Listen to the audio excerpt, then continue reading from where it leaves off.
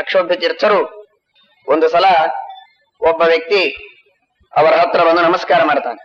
ನಾನು ಬ್ರಹ್ಮಹತ್ಯ ಮಾಡಿದ್ದೇನೆ, ಬಹಳ ಬ್ರಹ್ಮಹತ್ಯ ದೋಷದಿಂದ ದೂಷಿತನಾಗಿದ್ದೇನೆ, ನನಗೇನಾದ್ರೂ ಮಾಡಿ ಉದ್ಧಾರ ಮಾಡಿ. ಬೇಕಾದಷ್ಟು ಜನರ ಹತ್ರ ಹೋಗ್ತಾನೆ. ಆ ಉಳಿದವರೆಲ್ಲ ಅವನಿಗೆ ಇಂಥ ದೊಡ್ಡ ಅಪರಾಧ ಮಾಡಿದ ಮೇಲೆ ನಿನಗೆ ಉದ್ಧಾರವಾಗೋದಿಲ್ಲಪ್ಪ, ನಿನ್ ಜನ್ಮ ಹೀಗೆ ಇರೋದು ಅಂತ ಹೇಳ್ತಾರೆ. ಆದ್ರೆ ಅಕ್ಷೋಭ್ಯ ತೀರ್ಥರ ಹತ್ರ ಬಂದಾಗ ಅವರು ಹೇಳ್ತಾರೆ, ಇವನಿಗೆ ನಿಜವಾಗಿ ಪಶ್ಚಾತ್ತಾಪವಾಗಿದ್ದರೆ, ಮನಸ್ಸಿನಲ್ಲಿ ಪೂರ್ಣ ತಾನು ಮಾಡಿದ ತಪ್ಪಿನಿಂದಾಗಿ ದುಃಖವಾಗಿದ್ರೆ ಪ್ರಾಯಶ್ಚಿತ್ತ ಮಾಡಿಕೊಂಡ ಹಾಗೆ. ಅದನ್ನ ಅಕ್ಷೋಭ್ಯ ತೀರ್ಥರಿಗೆ ಪರೀಕ್ಷೆ ಮಾಡಬೇಕಾಗಿತ್ತು. ಅವರು ಬಖೇಡದಲ್ಲಿದ್ರು, ಕಾಗಿಣಿ ನದಿಯ ತೀರದಲ್ಲಿ. ಅವರು ಹೇಳ್ತಾರೆ, ಹೋಗು, ಅಶ್ವತ್ಥ ವೃಕ್ಷ ಇದೆ, ಆ ಅಶ್ವತ್ಥ ವೃಕ್ಷವನ್ನ ಹತ್ತು ಅಂತ. ನೋಡಿ, ಅವನಿಗೆ ಎಷ್ಟು ಪಶ್ಚಾತ್ತಾಪ ಆಗಿತ್ತು ಅಂದ್ರೆ ಯಾವುದಕ್ಕೂ ಯಾಕೆ ಅಂತ ಪ್ರಶ್ನೆ ಕೇಳಿಲ್ಲ, ಹತ್ತು ಅಂದ್ರೆ ಹತ್ತಿ ಬಿಟ್ಟ.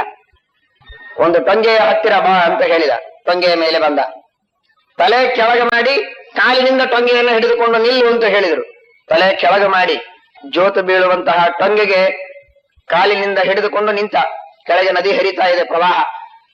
ನಾನು ಯಾವಾಗ ಬೀಳ್ತೇನೆ ಅಂತ ಹೇಳಿದ್ರೆ, ಬೀಳು ಅಂತ ಹೇಳುತ್ತೇನೋ ಆ ಕ್ಷಣಕ್ಕೆ ನೀನು ಬೀಳಬೇಕು ಅಂತ. ಆಗ್ಲಿ ಅಂತಂದ. ನಾನು 3 ಸಲ ಹೇಳಿದ ತಕ್ಷಣ ಬೀಳಬೇಕು ಅಂದ್ರು, ಸರಿ ಅಂತಂದ. ಅಂತಹ ಸಂದರ್ಭದೊಳಗೆ ಅಕ್ಷೋಭ್ಯ ತೀರ್ಥರು ಪರೀಕ್ಷೆಯನ್ನ ಮಾಡಿದ್ರು. 2 ಸಲ ಹೇಳಿದ್ರು.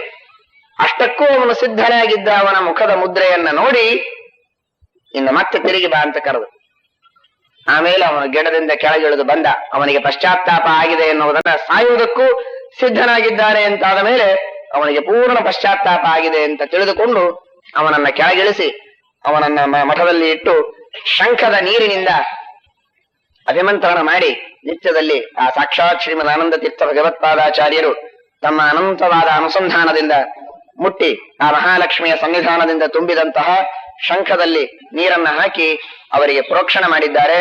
ಹಾಗೆ ಮಾಡಿ ಅವನಿಗೆ ಶುದ್ಧಿ ಆಯಿತು ಎಂಬುದಾಗಿ ಹೇಳಿ ಅವನನ್ನ ಸ್ವೀಕಾರ ಮಾಡ್ತಾರೆ. ಅಕ್ಷೋಭ್ಯ ತೀರ್ಥ ಸ್ವೀಕಾರ ಮಾಡಿ ಪಂಕ್ತಿಯಲ್ಲಿ ಭೋಜನವನ್ನ ಕೊಡ್ತಾರೆ. ಆಗ ಉಳಿದ ಎಲ್ಲ ವಿದ್ವಾಂಸರುಗಳು ಮಾತನಾಡಿಕೊಳ್ಳಿಕ್ ಪ್ರಾರಂಭ ಮಾಡ್ತಾರೆ. ಏನಿದು, ಬರೇ ಶಂಖದ ನೀರನ್ನ ಹಾಕಿ ಬಿಟ್ರೆ ಇವನು ಮಾಡಿದ ಪಾಪಗಳೆಲ್ಲ ಹೋದಾಗಾಯ್ತೆ, ಇವನಿಗೆ ಇಷ್ಟು ಬೇಗನೆ ಯಾಕೆ ಉದ್ಧಾರ ಮಾಡಿದ್ರು, ಇಷ್ಟು ಬೇಗನೆ ಯಾಕೆ ಇವನಿಗೆ ಮುದ್ರಾಧಾರಣ ಮಾಡಿದ್ರು ಅಂತ ಎಲ್ಲ ಸುತ್ತಲಿನ ಜನ ಸ್ವಲ್ಪ ಮನಸ್ಸಿನಲ್ಲಿ ಬೇಸರ ಮಾಡಿಕೊಂಡು ಇವರ ಬಗ್ಗೆ ಟೀಕೆಯನ್ನ ಮಾಡ್ಲಿಕ್ಕೆ ಪ್ರಾರಂಭ ಮಾಡ್ತಾರೆ. ಮಹಾತ್ಮರ ಮಾಡತಕ್ಕಂತಹ ಕಾರ್ಯಗಳ ಬಗ್ಗೆ ಅಜ್ಞಾನಿಗಳಿಗೆ ಸರಿಯಾದ ತಿಳುವಳಿಕೆ ಇರುವುದಿಲ್ಲ. ಸುಮ್ಮನೆ ಕೂಡದೆ ಮಾತನಾಡಿ ಪಾಪಗಳನ್ನ ಸಂಗ್ರಹ ಮಾಡತಕ್ಕಂತಹ ದುಷ್ಪ್ರವೃತ್ತಿ ಕೆಲವು ಸಲ ಬಂದು ಬಿಡುತ್ತದೆ ಕಲಿಯುಗದ ಪ್ರಭಾವದಿಂದ.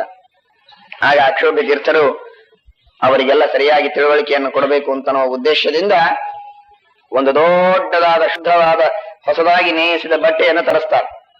ಶುಭ್ರವಾದ ಬಟ್ಟೆ, ಅದನ್ನ 3 ತುಂಡು ಮಾಡ್ತಾರೆ. 3 ತುಂಡು ಮಾಡಿ ಒಂದು ಶುಭ್ರವಾದ ವಸ್ತ್ರವನ್ನ ಮಡಿಚಿ ಮಠದಲ್ಲಿ ಇಡ್ತಾರೆ. 2 ತುಂಡುಗಳಲ್ಲಿ ಅವ 2 ಕೇರದ ಎಣ್ಣೆಯಲ್ಲಿ ಎದ್ದಿ ಪೂರ್ಣ ಕಪ್ಪು ಮಾಡ್ತಾರೆ, ಅತೀ ಕಪ್ಪು ಮಾಡ್ತಾರೆ.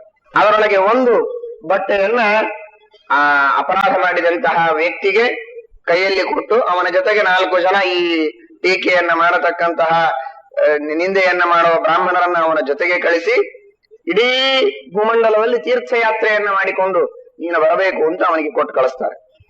ಎಲ್ಲಾ ತೀರ್ಥದಲ್ಲಿ ನೀನು ಸ್ನಾನ ಮಾಡಿ ನಿನ್ನ ಜೊತೆಗೆ ಆ ಬಟ್ಟೆಯನ್ನು ಉಟ್ಟುಕೊಂಡು ಸ್ನಾನ ಮಾಡಿ ನೀನು ಬರಬೇಕು. ಅವನು ಹೇಗೆ ಮಾಡ್ತಾನೆ ಅಂತ ನೋಡುವುದಕ್ಕೆ ಜೊತೆಗೆ 4 ಜನರನ್ನು ಕಳಿಸ್ತಾರೆ. ಇನ್ನೊಂದು ಬಟ್ಟೆಯನ್ನ ಮಠದಲ್ಲಿ ಎಣ್ಣೆ ಕಪ್ಪಾದದ್ದನ್ನೇ ಒಂದನ್ನ ಮಠದಲ್ಲಿ ಇಟ್ಟಿರ್ತಾರೆ. ನಿತ್ಯ ಪೂಜೆಯಾದ ಮೇಲೆ ಶಂಖದಿಂದ ನೀರನ್ನ ತೀರ್ಥ ಕೊಡುವ ಕಾಲದಲ್ಲಿ ಆ ಬಟ್ಟೆಗಷ್ಟು ಪ್ರೋಕ್ಷಣೆ ಮಾಡಿ ತೀರ್ಥ ಕೊಡ್ತಾರೆ. ಹೀಗೆ ನಡೀತಿದೆ. ಅವನು ತೀರ್ಥಯಾತ್ರೆಯನ್ನು ಮುಗಿಸಿಕೊಂಡು ಬರ್ತಾನೆ. ಎಲ್ಲಾ ಗಂಗಾದಿ ತೀರ್ಥಗಳಲ್ಲಿ ಎದ್ದಿದ ಆ ಬಟ್ಟೆಯನ್ನ ಒಂದು ಕಡೆಗೆ ಇಡ್ತಾರೆ. ನೋಡಿ, ಇದು ಎಷ್ಟು ಕಪ್ಪು ಹೋಗುವಾಗ ಹೇಗಿತ್ತೋ ಹಾಗೆ ಇದೆ. ಇನ್ನೊಂದು ಕಪ್ಪು ಬಟ್ಟೆ ಇತ್ತಲ್ಲ, ಇವರ ನಿತ್ಯದಲ್ಲಿ ತೀರ್ಥ ಶಂಖದಿಂದ ನೀರಿನ ಪ್ರೋಕ್ಷಣ ಮಾಡಿದ ಹಾಗೆ ಅದು ಶುಭ್ರವಾಗ್ತಾ ಹೋಗ್ತಾ ಇದೆ. ಮತ್ತೊಂದು ಬಿಳಿ ಬಟ್ಟೆ ಹಾಗೆ ಇತ್ತು, 3 ತುಂಡು ಮಾಡಿದ್ರು. ಆ ಬಿಳಿ ಬಟ್ಟೆಗೂ ಇವರು ತೀರ್ಥವನ್ನ ಪ್ರೋಕ್ಷಣೆ ಮಾಡಿದ ಬಟ್ಟೆಗೂ ಜೋಡಿಸಿ ತೋರಿಸಿದ್ರು. ಏನಾದ್ರೂ ವ್ಯತ್ಯಾಸ ಕಾಣಿಸ್ತದೆಯೇ? ಇದು ಎಷ್ಟು ಬಿಳಿಯಾಗಿದೆಯೋ ಅಷ್ಟೇ ಇದು ಬಿಳಿಯಾಗಿದೆ.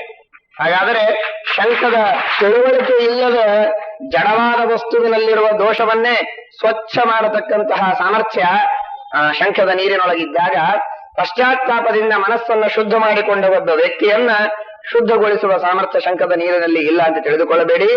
ಗಂಗಾದಿ ಸಮಸ್ತ ತೀರ್ಥಗಳ ಸನ್ನಿಧಾನಕ್ಕಿಂತಲೂ ಈ ಶಂಖ, ಅದರಲ್ಲಿಯೂ ಶ್ರೀಮದ್ ಆಚಾರ್ಯರಿಂದ ಸ್ಪೃಷ್ಟವಾದ ಆ ಶಂಖದೊಳಗೆ ಅಷ್ಟು ಸಾನ್ನಿಧ್ಯ ಇದೆ. ತ್ರೈಲೋಕ್ಯೇ ಯಾನಿ ತೀರ್ಥಾನಿ ವಾಸುದೇವಸ್ಯ ಚಾಜ್ಞೆಯ ಶಂಖೇ ತಿಷ್ಠಂತಿ ವಿಪ್ರೇಂದ್ರ ತಸ್ಮಾತ್ ಶಂಖಂ ಪ್ರಪೂಜಯೇ. ಸಮಸ್ತ ತೀರ್ಥಗಳ ಸನ್ನಿಧಾನ ಇದರೊಳಗಿದೆ ಪರಮಾತ್ಮನ ಆಜ್ಞೆಯಿಂದ. ಆದ್ದರಿಂದ ಆ ಶಂಖದ ನೀರಿನ ಬಗ್ಗೆ ಅಷ್ಟು ಸಾಧಾರಣವಾಗಿ ಮಾತನಾಡಿಕೊಳ್ಳಬೇಡಿ ಅಂತ ಹೇಳಿದ್ದಾರೆ. ಇದರರ್ಥ ಯಾರೋ ಮಹಾ ಅಪರಾಧ ಮಾಡಿದಂತಹ ಗೋಹತ್ಯ, ಬ್ರಹ್ಮಹತ್ಯ, ಸ್ತ್ರೀ ಹತ್ಯೆ ಮಾಡಿದವನ್ ಕರೆದು ನಿಮ್ಮನೆಯಲ್ಲಿ ಯಾವುದೋ ಅಂಗಡಿಯಿಂದ ಕೊಂಡು ತಂದ ಶಂಖದ ನೀರಿನಿಂದ ಪ್ರೋಕ್ಷಣೆ ಮಾಡಿ ನೀನು ಶುದ್ಧನಾಗಿದ್ದು ಅಂತ ಸ್ವೀಕಾರ ಮಾಡತಕ್ಕಂಥದ್ದು ಸರಿಯಲ್ಲ. ಅಕ್ಷೋಭ್ಯ ತೀರ್ಥರಂತಹ ಮಹಾ ತಪಸ್ವಿಗಳು, ಶ್ರೀಮದ್ ಆಚಾರ್ಯರಿಂದ ಸ್ಪೃಷ್ಟವಾದ ಮಹಾಶಂಖ, ಅವನಿಗಾದಂತಹ ಪಶ್ಚಾತ್ತಾಪ, ಅವರ ಮಂತ್ರಬಲ ಇವುಗಳೆಲ್ಲ ಇದ್ದದ್ದರಿಂದ ಅಂತಹ ಒಂದು ಶುದ್ಧಿಯನ್ನು ನಾವು ಅಲ್ಲಿ ಕಾಣುತ್ತೇವೆ ಹೊರತು ಎಲ್ಲರೂ ನಾವು ಹಾಗೆ ಮಾಡ್ತೇವೆ ಅಂತ ಅನ್ನೋದು ಸರಿಯಾದದ್ದಲ್ಲ. ಇದು ಅಕ್ಷೋಭ್ಯ ತೀರ್ಥರು ತೋರಿಸಿರತಕ್ಕಂತಹ ದೊಡ್ಡದಾದ ಅವರ ತಪಸ್ಸಿನ ಒಂದು ಜ್ಞಾನದ ಪ್ರದರ್ಶನವಾದರೆ ವಿದ್ಯಾರಣ್ಯರ ಜೊತೆಗೆ ಇದು ತಪಸ್ಸಿನ ಒಂದು ಪ್ರದರ್ಶನವನ್ನ ಅಕ್ಷೋಭ್ಯ ತೀರ್ಥರ ಚರಿತ್ರೆಯಲ್ಲಿ ನಾವು ಕಾಣುತ್ತೇವೆ.